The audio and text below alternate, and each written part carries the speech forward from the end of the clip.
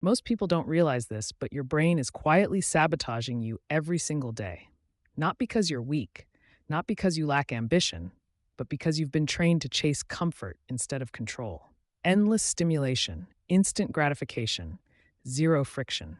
And the scary part? You can look productive, motivated, even successful, while slowly losing discipline, mental focus, and direction. Here's the harsh truth no one wants to hear. Feeling stuck isn't a phase, it's a system designed to keep you reacting instead of choosing, scrolling instead of thinking, consuming instead of building. And over time, that system rewires your mindset so deeply that personal growth starts to feel exhausting. You wake up tired, you procrastinate important things, you know what to do, but you don't do it. And that gap slowly kills self respect. But what if the problem was never motivation? What if it was never willpower? What if the real issue is that your brain needs a reset, a structured one, to break the loop and restore control over productivity, time management, and identity? That's exactly what changed everything for me. And if you felt trapped between who you are and who you know you could be, stay with me. This might be the shift you didn't know how to name. Here's something most people get wrong about motivation. Dopamine isn't a pleasure chemical, it's a desire signal. It's what tells your brain, go after this. The problem is that modern life hijacks that signal nonstop. Social media, fast content, constant notifications, all of it floods your brain with cheap dopamine hits. Over time, your mindset adapts. You stop chasing meaningful goals and start chasing stimulation. That's when self development feels exhausting instead of exciting. Your brain wasn't designed for this level of digital overstimulation. When reward is always available, effort feels unnecessary. Psychologically, your mental focus weakens because your brain recalibrates its reward threshold upward. What used to feel satisfying, reading, training, building skills, now feels boring. Productivity drops, discipline erodes, and time management turns chaotic. You're not lazy. Your nervous system is overstimulated and underchallenged at the same time. This creates a brutal loop most people never name. Low tolerance for effort leads to procrastination. Procrastination leads to frustration. Frustration kills confidence. And once confidence drops, your brain looks for comfort instead of progress. That's why you scroll when you should think, snack when you should plan, delay when you should act. The brain thinks it's protecting you from discomfort, but it's quietly stealing your personal growth. Here's the uncomfortable life lesson: motivation doesn't come first. Neurochemistry does. When your dopamine system is dysregulated, no amount of positive thinking will save you. That's why willpower fails so often. But once you understand this mechanism, you regain leverage. And leverage changes everything. Because if motivation is biochemical and behavioral, then discipline isn't about force, it's about design. And that design begins with what you practice, brick by brick, skill by skill, which leads directly into the next chapter. Once motivation is no longer treated like magic, something important shifts. Skills become the real currency of transformation. Not talent, not luck, skills. Every upgrade in self development is tied to something you can do better than before. Clear thinking is a skill. Emotional regulation is a skill. Deep work is a skill. And here's the part most people miss: skills create confidence automatically. You don't need affirmations when your competence speaks for you. The brain doesn't change overnight, it changes brick by brick. Skill building follows a slow, almost boring curve until it doesn't. At first, effort feels heavy and progress invisible. But neurologically, your brain is already rewiring. New neural pathways form through repetition and deliberate practice. That's why discipline compounds quietly. One focused reading session, one training block, one hard conversation handled well. Suddenly, something clicks. That's the inflection point most people quit right before. This is where productivity stops being about doing more and starts being about doing better. A person who builds skills in time management, communication, or problem solving doesn't chase opportunities. Opportunities recognize them. The brain adapts to repeated challenge by increasing efficiency. That's neuroplasticity at work. Over time, what once required force becomes default behavior. And default behavior is where identity starts to change. Here's the insight most never hear: discipline today creates optionality tomorrow. Every skill you build expands future choices. careers, relationships, freedom of time. That's why personal growth isn't motivational, it's strategic. The question stops being, how do I feel? And becomes, what system am I training my brain to run? And once you ask that question, you realize something else has to change. Not your goals, but the environment shaping your behavior. That's where the real reset begins. Everything starts with phase one, brutal awareness. Not motivation, not discipline, awareness. Most people massively underestimate how fragmented their attention really is. Dopamine leaks aren't obvious, they're subtle. Checking your phone for a second, background noise all day, endless tabs open. Your brain never fully rests, never fully commits. Mapping these sources feels uncomfortable because it exposes how much mental focus you're trading for convenience. But this clarity is the first real act of self-respect in self-development. Once awareness is there, phase two kicks in, redesigning your environment. Behavior follows design, not intention. If your space rewards distraction, your mindset will eventually comply. This phase is about removing friction from good habits and adding friction to bad ones. Phone outside the bedroom, notifications off by default, a physical notebook on the desk, one visible book you're actually reading. These aren't productivity hacks, they're neurological signals telling your brain what deserves attention now. Then comes phase three, the part most people resist. The real detox. The first 3 to 5 hours of your morning set your dopamine baseline for the entire day. No artificial stimulation, no social media, no junk input. Instead, movement, sunlight, silence, deep work, a walk without headphones, writing before consuming, reading 10 focused pages of something demanding, Atomic Habits, Deep Work, The War of Art. It feels boring at first. That boredom isn't failure, it's your nervous system recalibrating. Finally, phase four. Replacement beats restriction. Dopamine isn't the enemy. Mistimed dopamine is. Low dopamine for mental focus. Medium dopamine for momentum. High dopamine as a reward, not an escape. Training, meaningful conversations, creative work, learning a hard skill, these become earned signals of progress. This structure restores time management without force.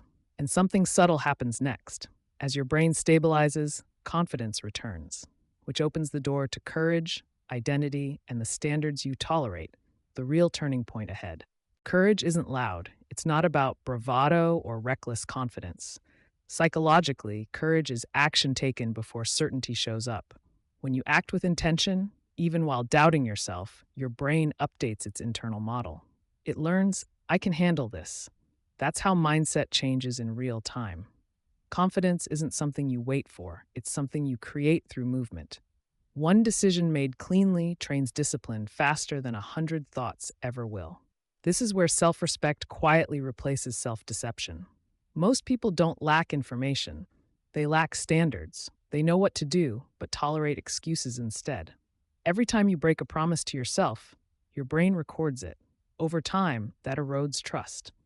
Raising your standards isn't about being harsh, it's about being honest. Sleep when you said you would. Train when you plan to. Stop negotiating with distractions. Personal growth accelerates when your word starts meaning something again. There's also a misunderstood force at play here. Energy. Aggression, competitiveness, frustration, these aren't flaws. They're raw signals. When suppressed, they leak into distraction and self-sabotage. When channeled, they become creativity and productivity. Think of focused strength training, writing with intensity, building something difficult, or solving a problem that matters. Your brain needs challenge to feel alive. Mental focus sharpens when effort has direction. Here's the deeper truth most never articulate. Identity predicts behavior. You don't rise to your goals, you fall to your self-image. When you see yourself as disciplined, your actions follow suit. When you see yourself as unfocused, your habits obey. Identity becomes a self-fulfilling prophecy. That's why every small win matters. Each one rewrites the story your brain tells about who you are. And once identity shifts, another question emerges. What kind of strength are you actually building? Modern masculinity didn't collapse, it got distorted. Somewhere between aggression and passivity, many people lost a healthy reference point. Real strength isn't domination or withdrawal. It's self-control. It's emotional regulation. It's discipline applied with intention. In psychology, this balance matters because identity shapes behavior. When you redefine strength as consistency instead of intensity, personal growth stops feeling performative and starts becoming sustainable. The extremes are where most damage happens. Toxic hyperaggression turns into burnout and conflict. Passive avoidance turns into stagnation and resentment. Neither builds a strong mindset. The brain thrives in calibrated challenge, pressure with purpose. Healthy competitiveness can sharpen mental focus and productivity when it's aimed inward, not outward. Compete with yesterday's standards. Train your body, train your word, train your reactions. That's how discipline becomes constructive instead of destructive. Channeling competitive energy is an underrated skill. Physical training, hard creative work, learning complex systems, or building something meaningful all give aggression a job. This is why structured routines matter. Strength training 3 times a week. Reading biographies of grounded figures who embody balance, think Marcus Aurelius, Jocko Willink, or even modern builders who value restraint over noise. Energy without direction leaks. Directed energy compounds. The deeper layer here is modeling.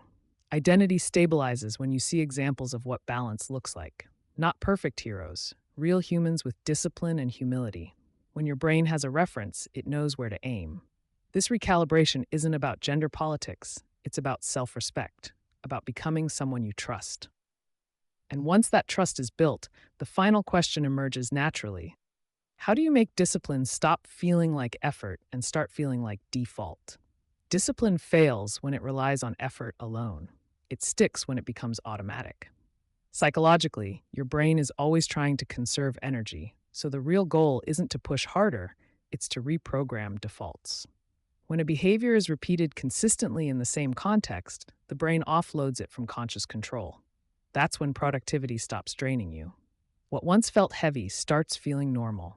That's the quiet power of integration in personal growth. Rituals are how this transition happens. Morning, midday, night. Not rigid schedules.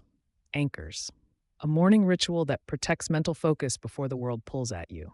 Midday check-ins that realign time management instead of reacting. Night rituals that close loops and signal safety to the nervous system. Simple actions. Writing tomorrow's top task, preparing clothes, reading 5 pages. These small signals tell your brain, we're in control. Here's the insight most people miss. Consistent self-respect fuels disciplined action, not the other way around. Every small win reinforces identity. You stop proving discipline, you start expressing it. That's when mindset stabilizes. You no longer argue with yourself about doing the right thing. You just do it. Over time, these micro-victories rebuild confidence at a neurological level. The brain trusts patterns, not intentions. And that's how everything comes together. Motivation becomes chemistry. Skills become leverage. Dopamine becomes timed, not feared. Courage becomes embodied. Identity becomes aligned. Discipline fades into the background as default behavior takes over. The question is no longer, can I change? It's what standard am I willing to live at now? Because once you see this clearly, there's no going back, only integration. Stay quiet. Stay sharp. Stay in progress. Here's the real contrast you need to see clearly. A life without skills feels noisy, reactive, and scattered. Circles without direction. You're busy, but not progressing. A life built on skills feels different, clear, grounded, intentional. When you train discipline, mindset, and mental focus the right way, your days stop controlling you. You start controlling them. That's how self-development becomes practical, not motivational fluff. So here's the invitation. Not a challenge, an experiment. Give yourself one focused week, just 7 days to recalibrate your brain. Protect your mornings. Reduce cheap stimulation. Practice one skill that actually matters. Notice how your productivity, time management, and self-respect begin to shift. This is how personal growth really works, not through pressure, but through alignment. When you change what you value, discipline stops feeling like a fight. And before you go, understand this. Mastering yourself is step 1, but tolerating the wrong things will undo all of it. That's why you need to watch the next video on your screen. 19 things you're tolerating that are quietly destroying your life. Number 5 shocked me. Because awareness without boundaries collapses fast. Watch that next, apply both together, and keep upgrading your mind. Subscribe, turn on notifications, and remember, stay quiet, stay sharp, stay in progress.